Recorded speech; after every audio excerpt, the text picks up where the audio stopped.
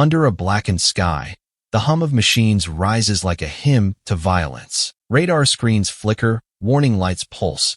Voices crackle through static, each syllable tight with fear. Somewhere in the vast silence between clouds, a lone Apache drifts, its rotors carving through the night like a heartbeat too loud to ignore. They send 6 jets, fangs sharpened, engines screaming with the certainty of an easy kill. But the certainty breaks when her voice cuts across the channel, not trembling, not pleading. A laugh, low, uncoiled, carried into the void. The kind of sound that makes even seasoned pilots falter, their breath catching as instinct whispers that something unnatural is unfolding. And in the seconds before the first explosion rips the night open, that laugh lingers, echoing across comms and cockpit glass, seeding a memory no one will ever admit to hearing. It begins with a tremor in the headphones, a hiss of static bending into a shape the human ear should not have known. Then the laugh, low, deliberate, carving itself into the silence between commands. Pilots trained for years to ignore fear found themselves gripping their controls tighter,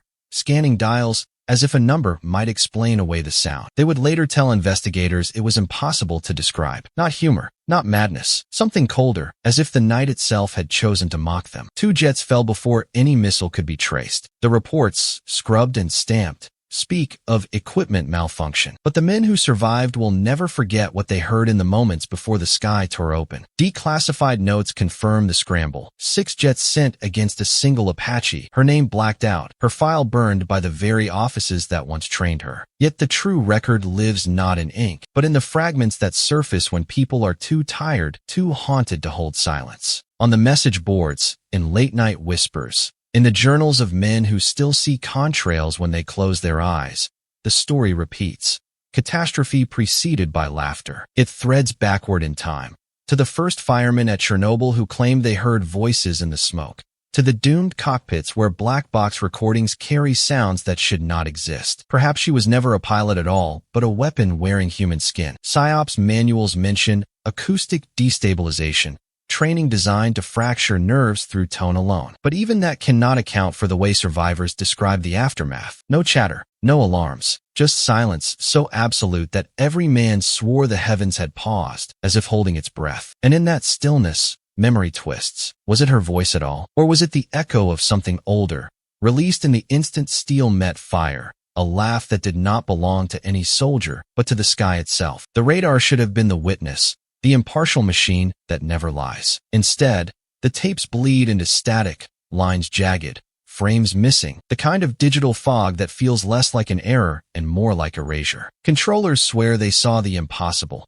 an Apache splitting into 3, 4, sometimes more, each echo weaving through the swarm of jets with movements no flight manual could explain. Official reports dismiss it as instrument error, the tired excuse stamped onto anomalies too dangerous to admit. Yet the night watch operators, men who live their lives bathed in the glow of green screens, tell a different story when the microphones are off. They describe swarms that moved in perfect triangles, like geometric shadows hunting the hunters, only to vanish mid-pursuit, as if the sky itself had folded shut. Archive records confirm the pattern. Radar ghosts, appearing in conflicts decades apart, echoes that multiply, chase, and then dissolve into nothing. In forums buried beneath conspiracy chatter, veterans write of blips that seem to toy with them, shifting just out of range, pulling entire squadrons into empty skies. FOIA files, thin as ash, reveal classifications buried higher than top secret, a phrase that carries no weight in public policy, but in backrooms means untouchable. Whatever those tapes showed, they were pulled not for error, but for fear. Psychologists speculate on the overload effect. Could a single helicopter project phantoms, turning one target into a storm no radar could resolve? Or was it something else, an external interference, a projection not from her, but through her, as if she had become a channel for another intelligence entirely? The operators, even now, hold to one shared memory. Just before their screens went black, just before the blips dissolved, the sound cut through their headsets. A laugh, distant, carried on no frequency they could trace, as if the very system itself had chosen to mock them. And then nothing, only silence where a war should have been. The witnesses swear the sky did not burn the way it should have. They describe it not as fire, but as a wound, torn jagged across the dark, bleeding heat that warped the horizon, bending stars into streaks as if the night itself were shuddering. Jets roared downward in disciplined formation, but the order shattered mid-dive. One by one, blossoms of flame erupted, not from missile trails or ground fire, but as if the air itself had betrayed them. Later, neat reports would speak of malfunctions, of fuel ignitions, of technical failures, so convenient they might as well have been written before the smoke cleared. None of it matched what the ground saw with the naked eye. On forgotten forums, buried in archive snapshots, old posts still linger. Soldiers' wives, students, villagers who claimed to have watched impossible light ripple across the valley, heat that carried no source, sound that arrived late, disconnected from the fire that birthed it. Some recall a silence in the aftermath so profound that it felt like pressure, a pause that left their ears ringing, though no blast had touched them. Years later, researchers on X circulate stills pulled from grainy handheld video, explosions frozen in air, but no contrails, no missiles. Nothing to explain why metal flowers bloomed in perfect sequence. The frames vanish almost as quickly as they appear, flagged, scrubbed, dismissed as doctored. Yet they return in whispers, passed like contraband evidence of something unspeakable. Families pressed for answers. Wrongful death suits filed in quiet desperation, each one buried under the same phrase, national security exemption. Judges sealed transcripts. Lawyers vanished behind gag orders. And the widows were left with folded flags and voices that shook when they told reporters of strange calls received in the hours before the crashes. Half-finished sentences, background hums, static that seemed alive. One mother recalls her son whispering, "We're flying into something we don't understand," before the line dissolved. No wreckage was ever shown. No images of twisted wings or shattered fuselage were released to the press. Just sealed reports, sealed coffins, sealed memories. And over it all, a silence thicker than smoke, as if the sky itself had burned wrong and the world had agreed to look away. Her name is missing where it should be written. Rosters that list every cadet, every call sign, every machine flown in theater.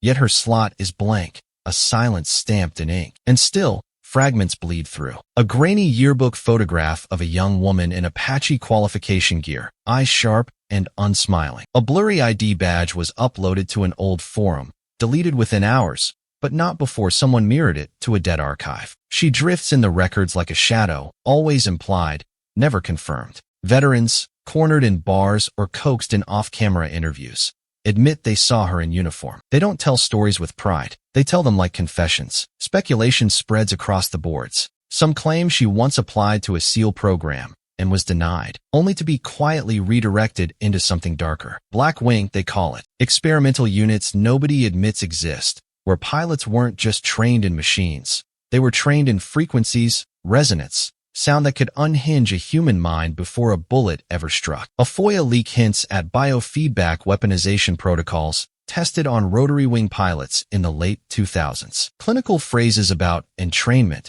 subharmonics, and psychoacoustic resonance. The words sound sterile until you remember that laughter carried through encrypted comms like a knife sliding across glass. Cold War parallels emerge, stitched together by researchers who have tracked too many vanishing identities. Psychic warfare recruits in the 1970s. Remote viewing candidates in the 1980s. Each time, the files thin out, the names erased, the families told nothing. The pattern is precise. To scrub an existence this clean is not incompetence. It is ritual, which leaves the question that paranoia circles around. Was the laugh hers, or was it the weapon she carried, resonating through her throat, tuned to fracture confidence and memory alike? Across threads, one whisper surfaces again and again, traced to no single author. A phrase that feels less like speculation than testimony. She wasn't flying the Apache. The Apache was flying her. What remained when the sky collapsed was not victory, not wreckage, not even smoke. Only a hush that spread outward like a living thing. It settled first in cockpit logs,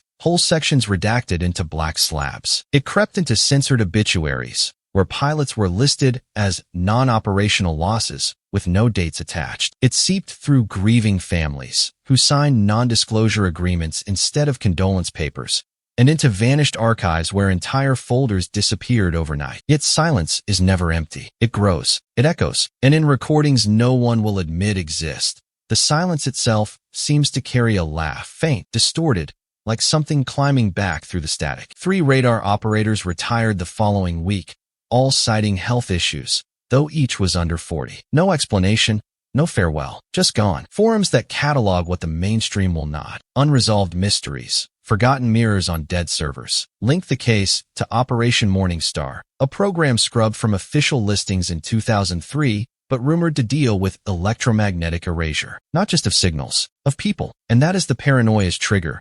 The silence is an absence. It's design, a weapon disguised as void, a signal engineered not to deafen but to erase, to make memory itself unravel at the edges until you no longer know what you saw, or if you saw it at all. In the end, grief mutates into obsession. Families replay voicemails they were told to destroy. Researchers trace flight paths across invisible grids at 3 in the morning. Late-night watchers lean closer to flickering screens, convinced they can still hear something in the noise. A sound they cannot prove. A sound they cannot stop searching for. The laugh, repeating across time, not as defiance, but as a reminder, seeding doubt that any of us are truly in control of the skies above.